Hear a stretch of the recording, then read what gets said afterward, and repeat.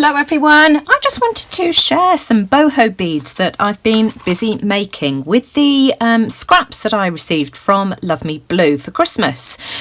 Just look at these, and all these are boho beads made with that fabric and little tiny seed beads and a bit of wire. That's all. I just love these. I think they're gorgeous. Just look at them. And in the end, you know, you can add a little tassel if you want to and a clip, and you've got something to hang from a journal or a handbag, whatever you want to do with it. So I'm just going to very quickly show you how I make mine.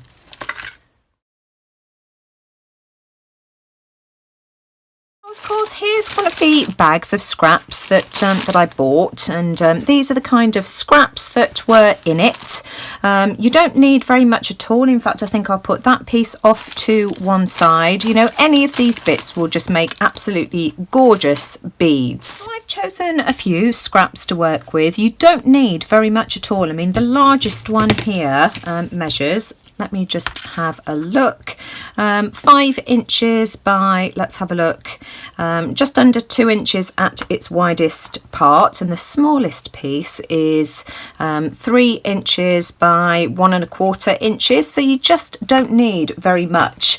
And I'll be wrapping mine around these paper straws. Paper straws are, for one, biodegradable, so, you know, much kinder to the planet, and they're much stronger as well than the plastic straws that you get. Now, Alex picked these up for me last year when he went camping with Stephen and brought back a handful of these. So that's what I'm going to be using because they're nice and sturdy. I'm not going to cut them first. I'm just going to wrap straight onto the straw.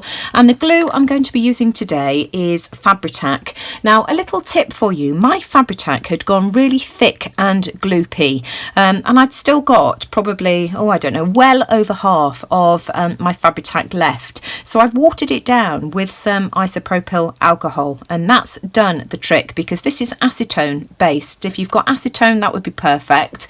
I used isopropyl alcohol, added quite a bit, a very, very generous amount, bit by bit, and then, you know, in between I've just given it a good old shake, and so, you know, that has completely rescued my Fabri-Tac. Now I've sped this bit up for you because this is the fiddly part. I've applied some Fabri-Tac straight to the straw, and it's just a case of getting that first piece of fabric to stick into place and then pulling it tight so that it sticks to the straw, and you get it wrapped in a nice even layer. Adding a bit more Fabri-Tac in between, and then, you know, a good dollop right at the end, and then just pressing it down. Fabri-Tac dries really quickly, and then just leaving it for a few minutes just to set before you trim your straw. And then I just repeat the process again with another piece of fabric, and I think I sort of end up doing probably 7 or 8 beads in the end. So again, applying some more Fabri-Tac to my straw. This is a thicker piece of fabric, so, you know, it takes a bit longer to get it to stick before I can start pulling that fabric nice and taut, and then just wrapping it round in exactly the same way and securing it at the end.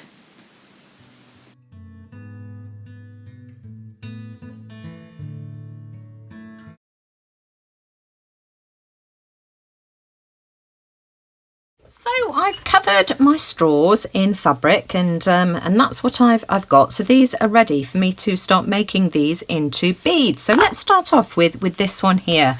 I've cut a piece of wire with an overhang on either side, and what I'm going to do to start off with, I've got a set of round nose pliers, and I'm just going to form a loop at one of the ends just to hold my beads on. So I've formed my loop.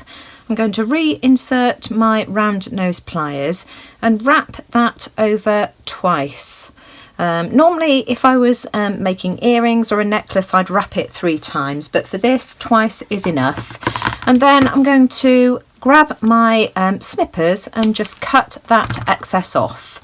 And if it sticks out a bit, you can grab bent nose pliers and just flatten it slightly, just so that there's nothing poking out. There we go. And then I'm just going to keep that on my pliers and just straighten out this piece of wire like that. So then I've got a couple of beads. I'm going to thread the smaller one on first. This I think is probably a 4mm bead, this one probably a 6. These are both glass beads, you can use anything you like, and I'm just going to thread that on like that. I'm not using any bead caps, in fact I find it better without bead caps. And then I'm going to repeat that on the other end. So this time the larger one will go on first. Then, whoops daisy, where's it gone? The smaller one on the end, where's the hole? There we go. And then I'm going to repeat that loop. So let me just show you again how to do that. So I'm just grabbing it with my round nose pliers, leaving a tiny bit at the end for my, my wrap. So I'm bending it over like that, that's what it looks like. Bringing the wire over the top like that. Reinserting my round nose pliers and then forming my loop. And slow this down if you want to watch this again. It's very easy, but just, you know, watch it a couple of times. So there we go, that is now nice and snug. And so again I'm just going to get rid of that excess and squeeze that little bit that's sticking out down like that. And that's what I've got, a nice neat loop on either end. I'd of course leave my bead like that, but I don't want to. I want to add some seed beads. So I've got some turquoise seed beads which I think will contrast really nicely, so I'm just going to pour a few of those out and hope that they don't spill all away. And I've got some coloured very thin craft wire. This is floristry wire and it's very thin. It's got sort of like a twist to it as well. And I am just going to wrap this around the top of my bead like that. And I'm just going to wrap it round a couple of times, and this will secure that fabric. And it just adds a little bit of detail. So I'm wrapping it round a couple of times the other end, and then I'm going to go back the other way and just secure this little tail that I've got here as well. There we go.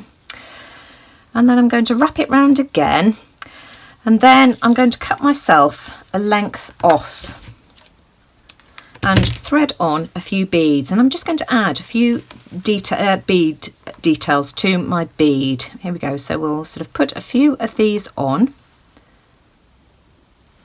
So I've threaded a few of the beads on here like this. Oh, hang on a second. Let me just, here we go.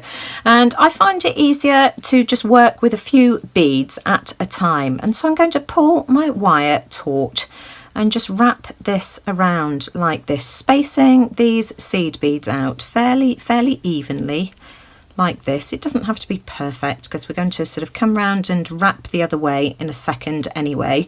So then I'm just going to secure that and add a few more. Here we go, and just keep going until you've got to the other end of your bead. As you've got to the end, you just want to wrap it round again, and then just go back the other way and just fill in any gaps. And I could do with another one there, so we'll just add another one. There we are. And perhaps we could do with another one just there. There we are. And then we'll just wrap that around the end of the bead like that to secure it, and then we can trim off the excess. And I'm just going to use a tool then just to tuck that wire in the bead just to stop it coming undone. There we go, and that is my finished bead. Isn't that just gorgeous? I just love that. So then if you want to, you can add a charm to the bottom. I'm just going to use a jump ring. When you open a jump ring, always twist it sideways like that. Never pull it apart because it would just weaken your jump ring. So we'll just attach one of these beaded tassels to the bottom. I'm just using my fingers, here we go, just to close it. You can use another set of pliers if you had them. So there we go. And then I'm just going to use a clasp at the top, just so that I've got something to attach it to, either a journal or a handbag, or whatever you want to attach it to. A key ring, it would be nice attached to a key ring. This one seems to be stiffer, so I'm just going to use my round nose pliers just to apply a bit of leverage to that. Just wiggle it to get it nice and snug. There we go. And that is my finished bead charm. So I'm just going to finish off the others, and then I'll come back and show you what they look like. So here's my finished beads. Oh, I just absolutely love these, and they are just so much fun to make. I could sit here for hours making these. Let me just show you them close up.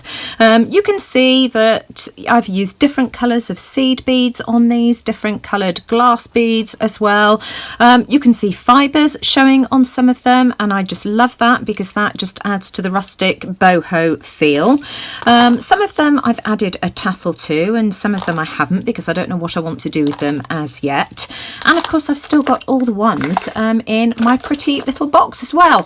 This is a box, I can't remember whether I said at the beginning of the video that I got in a stack from Costco. It had fudge and biscuits and that kind of thing in, and I broke them up and gave some away for Christmas. This was the smallest one that was on the top, and isn't that just perfect to keep all of my gorgeous boho beads in? So that's it. I've got more ideas for boho style beads as well, which I shall share with you over the coming weeks. But if you enjoyed that, as always, I'd really appreciate a thumbs up. Do let me know what you think in the comments below. Feel free to share this video with friends, in any art groups and so on and so forth that you're a member of. And take care, everyone. I shall be back again very soon. Bye for now.